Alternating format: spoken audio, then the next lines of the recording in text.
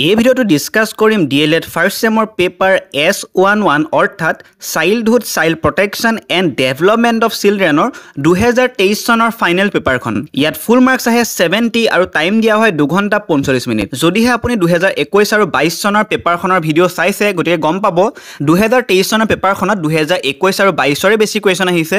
2023 চনৰ পেপাৰখনত ইমান নতুন কুৱেশ্যন অহা নাই, গতিকে মই যি কেইটা কুৱেশ্যন নতুন দেখিছোঁ সেইকেইটাহে ডিসকাস কৰিম আৰু বাকিখিনি আপোনালোকে 2021 আৰু 22 চনৰ ভিডিওটোত চাব পাৰিব। 1 নম্বৰ কুৱেশ্যন আহিছিলে, তাত 6টা কৰিব দিছিলে, এক এককে আছিলে। তাৰ C নম্বৰ কুৱেশ্যনটো আছিলে ইতিবাচক আবেগ মানে কি? ইতিবাচক আবেগ হৈছে এনে অনুভৱ যিবোৰ সুখদায়ক, উপভোগ্য আৰু উৎসাহশীল। প্ৰায় আনন্দ, সুখ, সন্তুষ্টি আৰু মংগলৰ অনুভূতি ইতিবাচক আবেগৰ বৈশিষ্ট্য। ইতিবাচক আবেগে মানসিক স্বাস্থ্য আৰু সুস্থতা উন্নত কৰে। D নম্বৰত আহিছিলে শিশুৰ ভাষাৰ বিকাশত প্ৰভাৱ পেলোৱা এটা কাৰকৰ নাম লিখা। সেইটো হ'ব শাৰীৰিক সুস্থতা যেনে জন্মগত, পৰিৱেশগত। 2 নম্বৰত আৰু এটা মই ডিসকাস কৰিছোঁ, সেইটো হৈছে পৰিয়ালত দ্বিভাষিক প্ৰচলন। E নম্বৰত কুৱেশ্যন আহিছিলে সামাজিকীকৰণৰ এটা প্ৰাথমিক অভিকৰণৰ নাম লিখা। সেইটো হ'ব পৰিয়াল। 2 নম্বৰত কুৱেশ্যন আহিছিলে, তাত উত্তৰ লিখিব দিছে 5টা, 2-2কে আছে, টোটেল 10 নম্বৰ। তাৰ B নম্বৰত কুৱেশ্যনটো আহিছিলে প্ৰাকৃতিক পৰ্যবেক্ষণৰ এটা সুবিধা লিখা। সেইটো হ'ব প্ৰাকৃতিক পৰিৱেশত কৰা হয়, কোনো ধৰণৰ পৰীক্ষাগাৰৰ প্ৰয়োজন নহয়। E নম্বৰত কুৱেশ্যন আহিছিলে ভাৰতত শিশু শ্ৰমিক ৰোধ কৰাৰ বাবে 2টা পৰামৰ্শ আগবঢ়োৱা। সেইটো হ'ব শিক্ষাৰ প্ৰসাৰ কৰা। শিশু শ্ৰমিক থাকিলে তেনে দোকানৰ পৰা বস্তু ক্ৰয় নকৰোঁ বুলি সকলোৱে সংকল্প ল'ব লাগিব। তাৰ পাছত বাকি কুৱেশ্যনবোৰ ডিসকাস অলৰেডি কৰা হৈছে। 5 নম্বৰত কুৱেশ্যনটো আহিছিলে শিশুৰ শাৰীৰিক সঞ্চালনমূলক বিকাশ সুনিশ্চিত কৰিবৰ বাবে শিক্ষকসকলে কেনেধৰণৰ ভূমিকা ল'ব লাগে আলোচনা কৰা। টোটেল 4 নম্বৰ আহিছে। শিশুসকলক শাৰীৰিক কাৰ্যকলাপত অংশগ্ৰহণ কৰিবলৈ উৎসাহিত কৰা আৰু তেওঁলোকৰ প্ৰচেষ্টা আৰু কৃতিত্বৰ প্ৰশংসা কৰা। 2 নম্বৰত শিশুসকলক বিভিন্ন শাৰীৰিক কাৰ্যকলাপ যেনে খেল, নৃত্যত লিপ্ত হোৱাৰ সুযোগ প্ৰদান কৰিব লাগিব। 3 নম্বৰত হৈছে শিক্ষকে কোনো এটা কাম প্ৰথমে নিজেই কৰি দেখাব লাগিব আৰু লগে লগে শিশুসকলকো কৰিবলৈ দিব লাগিব। 4 নম্বৰত হৈছে শিশুৰ শাৰীৰিক বিকাশ পৰ্যবেক্ষণ কৰা আৰু এনেবোৰ ক্ষেত্ৰ চিনাক্ত কৰা য'ত তেওঁলোকৰ অতিৰিক্ত সহায় বা উৎসাহৰ প্ৰয়োজন হ'ব পাৰে। শিশুৰ শাৰীৰিক বিকাশ আৰু অগ্ৰগতিৰ মূল্যায়ন কৰা। শিশুৰ সবলতা আৰু দুৰ্বলতাসমূহ চিনাক্তকৰণ কৰা। 6 নম্বৰ কুৱেশ্যনটো অলৰেডি ডিসকাস কৰা হৈছে আগৰ পেপাৰত। 7 নম্বৰত আহিছিলে শিশুসকলৰ ভাষাৰ উপযুক্ত বিকাশৰ বাবে শিক্ষক হিচাপে ল'ব পৰা কিছুমান ব্যৱস্থা বৰ্ণনা কৰা। টোটেল 4 নম্বৰ আছে। প্ৰথমটো হৈছে উচ্চ স্বৰত পঢ়িবলৈ দিয়া, মানে লাউড ৰিডিং। নিয়মিতভাৱে শ্ৰেণীত উচ্চ স্বৰে শিশুসকলক পঢ়িবলৈ দিব লাগে। শব্দ ভাণ্ডাৰ আৰু বুজাবুজিৰ সম্প্ৰসাৰণৰ বাবে নিতৌ নতুন বিষয় ল'ব লাগে। 2 নম্বৰত হৈছে কথিত আৰু লিখিত ভাষাৰে সমৃদ্ধ শ্ৰেণীকোঠাৰ পৰিৱেশ সৃষ্টি কৰিব লাগে। শিশুসকলক বিভিন্ন ধৰণৰ শব্দ আৰু বাক্যৰ সৈতে পৰিচয় কৰাই দিবলৈ শ্ৰেণীত ভাষা বিষয়ক পোষ্টাৰ, কিতাপ ব্যৱহাৰ কৰিব লাগে। শিশুসকলক কাহিনী বা সাধু কোৱা, অভিজ্ঞতা ভাগ বতৰা কৰা আৰু পৰিঘটনা বৰ্ণনা কৰাৰ সুযোগ প্ৰদান কৰিব লাগে, মানে মুক্ত কথোপকথন কৰিবলৈ দিব লাগিব। 4 নম্বৰত হৈছে খেলৰ সৈতে ভাষাক একত্ৰিত কৰা। ভাষা উপযুক্ত বিকাশৰ বাবে খেল ভিত্তিক কাৰ্যকলাপৰ ব্যৱহাৰ কৰিব পাৰি, যেনে ভূমিকা পালন মানে ৰোল প্লে, তলাৰ প্ৰদৰ্শনৰ দৰে নাটকীয় খেল যিবোৰে ভাষাৰ বিকাশত সহায় কৰিব। 5 নম্বৰত হৈছে ধ্বনি সজাগতা।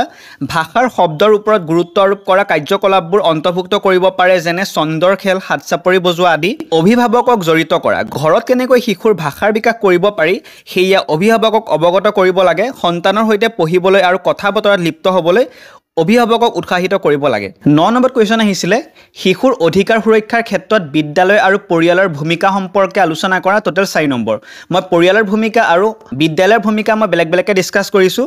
প্ৰথমটো হৈছে বিদ্যালয়ৰ ভূমিকা। প্ৰথমটো হৈছে নিৰাপদ পৰিৱেশ। বিদ্যালয়সমূহে শিশুৰ বাবে হিংসা, নিৰ্যাতন আৰু অৱহেলাৰ পৰা মুক্ত, নিৰাপদ আৰু সুৰক্ষিত পৰিৱেশ প্ৰদান কৰিব লাগিব। 2 নম্বৰত অধিকাৰৰ ওপৰত শিক্ষা। বিদ্যালয়সমূহে শিশুসকলক তেওঁলোকৰ অধিকাৰৰ বিষয়ে জ্ঞান দিব লাগে। তেওঁলোক কি লাভৰ অধিকাৰী সেইটো বুজিবলৈ সহায় কৰিব লাগে আৰু অধিকাৰসমূহ উলংঘা হ'লে মাত মাতিবলৈ তেওঁলোকক ক্ষমতা প্ৰদান কৰিব লাগে। পৰিয়ালৰ ভূমিকা। প্ৰথমটো হৈছে মৌলিক প্ৰয়োজনীয়তা। পৰিয়ালসমূহে শিশুৰ মৌলিক প্ৰয়োজনীয়তাসমূহ যেনে খাদ্য, কাপোৰ, বাসস্থান, স্বাস্থ্য সেৱা আদি যোগান ধৰাৰ বাবে দায়বদ্ধ হ'ব লাগে। 2 নম্বৰত আৱেগিক সহায়। শিশুৰ সুস্থ বিকাশৰ বাবে মৰমীয়াল আৰু সহায়কাৰী পাৰিবাৰিক পৰিৱেশ অতি গুৰুত্বপূৰ্ণ। পৰিয়ালসমূহে আৱেগিক সহায়, বুজাবুজি আৰু যত্ন ল'ব লাগে। শেষৰটো হৈছে পৰিয়ালে শিশুক ক্ষতি, নিৰ্যাতন আৰু অৱহেলাৰ পৰা ৰক্ষা কৰিব লাগে। 11 নম্বৰ কুৱেশ্যন আহিছিলে বৰ্তমান যুগৰ প্ৰতিযোগিতামুখী বাতাবৰণে শিশুৰ সামাজিক বিকাশত কিদৰে প্ৰভাৱ পেলাইছে বিচাৰ কৰা ইয়াত আহিছে টোটেল 5 নম্বৰ মই ইতিবাচক প্ৰভাৱ আৰু নেতিবাচক প্ৰভাৱ বেলেগ বেলেগকৈ ডিসকাস কৰিছো প্ৰথমটো হৈছে ইতিবাচক প্ৰভাৱ প্ৰতিযোগিতামূলক পৰিৱেশে শিশুসকলক লক্ষ্য নিৰ্ধাৰণ আৰু লক্ষ্য অৰ্জন কৰিবলৈ শক্তিশালী কৰ্মনীতি গঢ়ি তুলিবলৈ আৰু উৎকৃষ্টতাৰ বাবে চেষ্টা কৰিবলৈ প্ৰেৰণা দিব পাৰে ইয়াৰ ফলত সাফল্য আৰু আত্মসন্মান বোধৰ সৃষ্টি হ'ব পাৰে 2 নম্বৰত প্ৰতিযোগিতাৰ সন্মুখীন হলে শিশুৱে স্থিতিস্থাপকতা আৰু মোকাবিলা কৰাৰ দক্ষতা বিকাশ কৰাত সহায় কৰিব পাৰে তেওঁলোকে বিপৰ্যয় আৰু বিফলতাক সম্ভালিবলৈ শিকে যিবোৰ জীৱনৰ মূল্যৱান দক্ষতা প্ৰতিযোগিতামূলক পৰিৱেশত প্ৰায় সমালোচনাত্মক চিন্তা আৰু সমস্যা সমাধানৰ দক্ষতাৰ প্ৰয়োজন হয় শিশুৱে সিদ্ধান্ত ল'বলৈ আৰু প্ৰত্যাহ্বানৰ সৃষ্টিশীল সমাধান কৰিবলৈ শিকে নেতিবাচক প্ৰভাৱ উচ্চ মাত্ৰাৰ প্ৰতিযোগিতাৰ ফলত শিশুৰ মানসিক চাপ আৰু উদ্বেগ হ'ব পাৰে প্ৰদৰ্শন আৰু উচ্চ আশা পূৰণৰ হেঁচাই তেওঁলোকৰ মানসিক আৰু আৱেগিক সুস্থতাত প্ৰভাৱ পেলাব পাৰে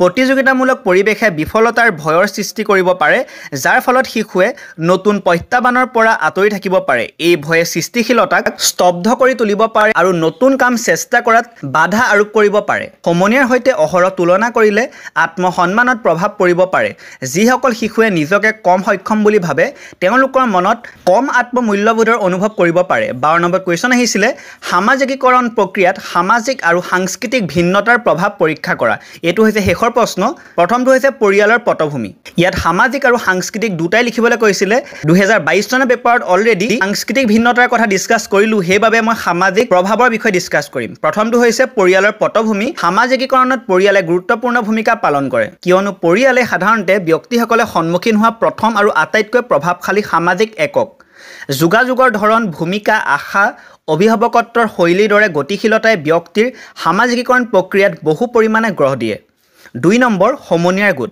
বিশেষকৈ কৈশোৰ কালত সামাজিকীকৰণৰ ওপৰত সমনীয়াৰ যথেষ্ট প্ৰভাৱ পৰে সমনীয়াৰ গোটসমূহে সামাজিক পাৰস্পৰিক ক্ৰিয়াকলাপ গ্ৰহণযোগ্যতা আৰু সামাজিক দক্ষতা বিকাশৰ সুযোগ প্ৰদান কৰে সমনীয়াৰ হেঁচা আৰু গোটৰ নীতি নিয়মে ব্যক্তিগত আচৰণ আৰু মনোভাৱ গঢ়ি তুলিব পাৰে বাকী কেইটা হৈছে শিক্ষা সংবাদ মাধ্যম আৰু প্ৰযুক্তি লিংগ এই কাৰকসমূহে ব্যক্তিৰ সামাজিকীকৰণৰ গঢ় দিবলৈ জটিলভাৱে পাৰস্পৰিক ক্ৰিয়া কৰে আৰু সমাজৰ ভিতৰত সামাজিক পাৰ্থক্যৰ সৃষ্টি কৰাত অৰিহণা যোগায় গতিকে এইখনে আছিল 2023 চনৰ পেপাৰখন গতিকে যদিহে ভিডিঅ'টো চাই ভাল পালে তেনে চেনেলটো সাবস্ক্ৰাইব কৰিব নাপাহৰিব এনেকুৱা ধৰণৰ ভিডিঅ' আগলৈও পাই থাকিবৰ বাবে